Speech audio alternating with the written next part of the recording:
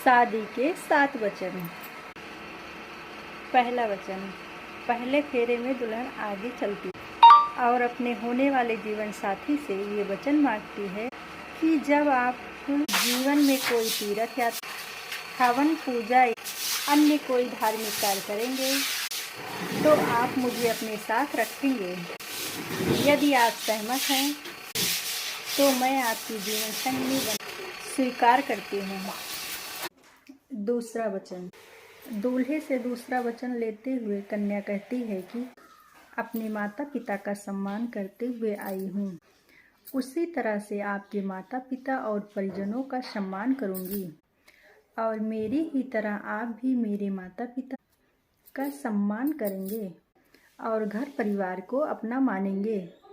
यदि आप सहमत हैं तो मैं आपकी जीवन संगिनी बनना स्वीकार करती हूँ। तीसरा वचन।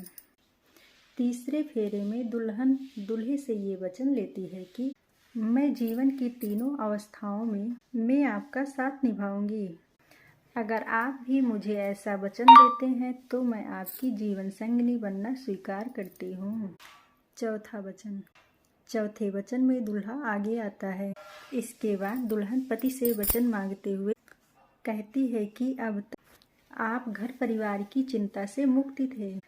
शादी के बाद परिवार की ज़रूरतों का पूरा करने का दायित्व आप पर होगा। अगर आप इसे निभाने के लिए तैयार हैं तो मैं आपकी जीवन संगिनी बनना स्वीकार करती हूँ। पांचवा वचन। इसमें पांचवें वचन में कन्या अपने अधिकारों की बात करते हुए दूल्हे से वचन मांगती है। घर के कार्यों में विवाह आदि लेन देन और अन्य चीज पर खर्चा करते समय अगर आप मेरी भी राय लिया कर तो मैं आपकी जीवन संगिनी बनना स्वीकार करती हूँ।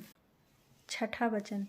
छठे वचन में शादी के छठे फेरे दुल्हन दूल्हे से ये वचन मांगती है कि अगर मैं अपनी सखियों, परिवार या अन्य लोगों के बीच हूँ तो आप मेरा कभी सामाजिक रूप से अपमान नहीं करेंगे, साथ ही जुआ आदि किसी भी बुरी आदतों में नहीं फंसेंगे। अगर आप मुझे ये वचन देते हैं तो मैं आपके वामांग में आना स्वीकार करती हूँ। शादी के आखिरी यानी 7वां वचन कि आप पति पत्नी के प्रेम का भागीदार किसी अन्य को नहीं बनाएंगे और अन्य स्त्री को माता व बहन की भांति सम्मान जनक दृष्टि से देखेंगे।